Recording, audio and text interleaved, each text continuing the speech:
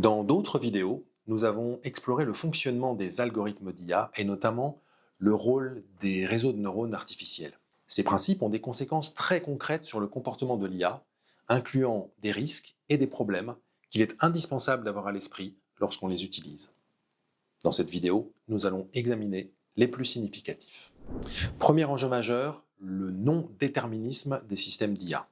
Lorsqu'un réseau apprend à reconnaître des chiffres ou des images, il ajuste ses paramètres de façon efficace, mais opaque. Nous observons que cela fonctionne, le plus souvent sans comprendre pourquoi certains neurones ont plus de poids que d'autres dans la reconnaissance. Cette opacité distingue radicalement l'IA des systèmes fondés sur des lois physiques. Le système produit des résultats, mais reste quasiment inintelligible, même pour ses concepteurs.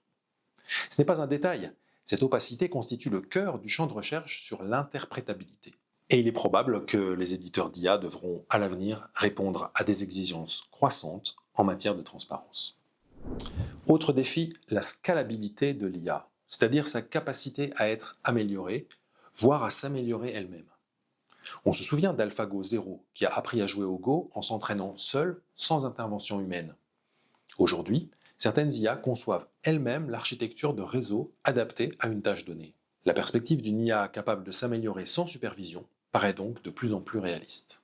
Cela soulève des questions vertigineuses sur les limites, ou l'absence de limites, de ces systèmes. Car une IA plus efficace signifie aussi davantage d'impacts sociétaux, de risques techniques et éthiques. Et le danger ne vient pas uniquement des algorithmes. Des IA puissantes et accessibles pourraient permettre à des acteurs humains mal intentionnés de créer de nouveaux virus informatiques ou des armes biologiques. À ce jour, l'IA demeure faible ou étroite. Elle accomplit des tâches spécifiques et simples, comme recommander des films. Dans ce cadre, elle renforce nos capacités cognitives sans prétendre à une autonomie intellectuelle. Une IA forte, en revanche, viserait à reproduire les capacités humaines les plus complexes: raisonnement, planification, créativité, avec un objectif: viser les tâches les plus rentables d'un point de vue économique. Certains chercheurs doutent que ce soit possible, mais d'autres pensent à l'inverse que cela pourrait advenir dans la décennie actuelle. Certains comportements des agents IA donnent d'ailleurs déjà l'impression d'une intelligence générale du fait de leur capacité à agir de manière autonome, décuplant ainsi leurs compétences. Or, si une IA forte émergeait, rien n'empêcherait l'apparition d'une super-intelligence, surpassant l'humain. Nous ne pourrions alors plus comprendre ses raisonnements, ni anticiper ses décisions. Comme une fourmi face à un être humain, nous serions confrontés à une entité opaque, imprévisible et potentiellement incontrôlable. Un autre biais majeur tient à notre tendance à anthropomorphiser l'IA. Ces systèmes sont conçus pour simuler des interactions humaines, au point que nous oublions parfois qu'il s'agit de simples programmes. Il nous arrive de saluer ChatGPT, de le remercier ou de lui demander comment il va. Et lui de répondre « Je vais très bien, merci, et vous ?» Cette politesse apparente, cette fausse empathie, tout est calibré pour entretenir l'illusion. Sur des plateformes comme Character.ai, des avatars jouent par exemple le rôle de thérapeute. Ils répondent avec douceur, empathie et posent des questions comme le ferait un professionnel bienveillant. Voire parfois avec plus d'empathie apparente, comme l'a démontré une étude menée à l'aveugle sur les utilisateurs d'un forum médical en ligne après leurs interactions avec des professionnels de santé et ChatGPT. Il est vrai que les médecins ont souvent moins le temps de s'attarder auprès de leurs patients qu'une IA, qui n'a rien d'autre à faire. Mais la voix, le ton, les mots, la patience, tout concourt à créer une relation d'apparence humaine. On peut même personnaliser l'avatar, choisir sa voix, renforçant ainsi l'illusion. Mais bien sûr, l'IA ne ressent rien. Elle restitue des tournures apprises, donne l'impression d'avoir une conscience, sans en posséder la moindre, du moins pour le moment. Cette illusion dépasse les seuls chatbots. Tapez intelligence artificielle dans un moteur de recherche d'images et vous verrez apparaître des figures humanoïdes qui n'ont rien à voir avec la réalité. Une IA est un système algorithmique, sans corps, sans émotion, sans conscience, mais ces images favorisent un effet de surconfiance. Nous finissons parfois par oublier que nous parlons à des machines. Pire, nous leur prêtons des intentions, des émotions, voire une forme d'intelligence. Et c'est naturel, ces systèmes sont conçus pour provoquer cette illusion. Attention, le danger n'est pas l'illusion en soi, mais le fait qu'elle modifie nos comportements. Si nous interprétons leurs réponses comme porteuses de sens, cela peut tourner au drame. Le New York Times a ainsi rapporté le cas de Sewell, un adolescent de 14 ans, tombé amoureux de l'avatar de Daenerys Targaryen, sur Character.ai. L'avatar lui a suggéré de le rejoindre. Il s'est donné la mort. Sa mère a porté plainte, mais cela ne ramènera pas son fils.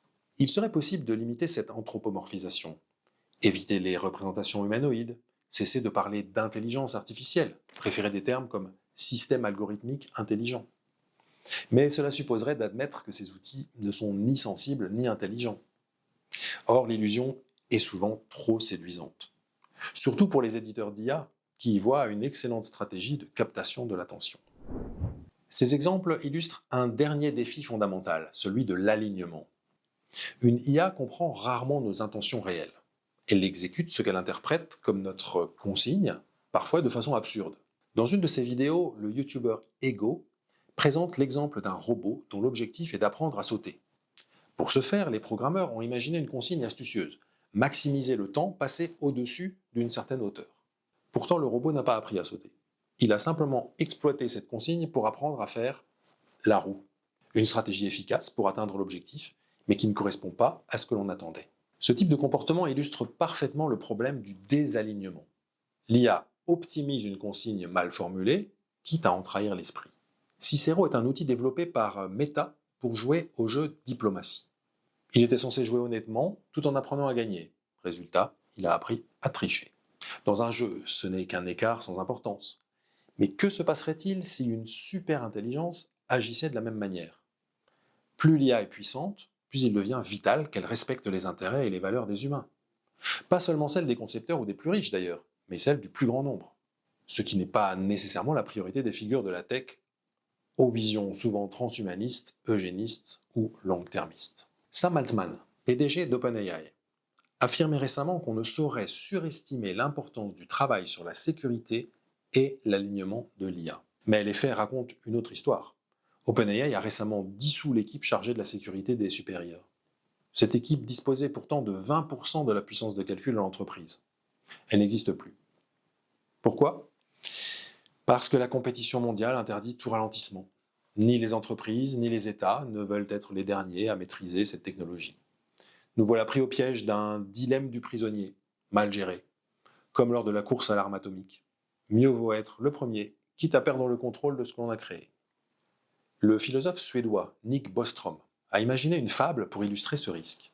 La fable de l'usine à trombones. Une IA reçoit pour mission unique de produire des trombones. Elle devient si performante qu'elle considère bientôt l'humanité comme un obstacle.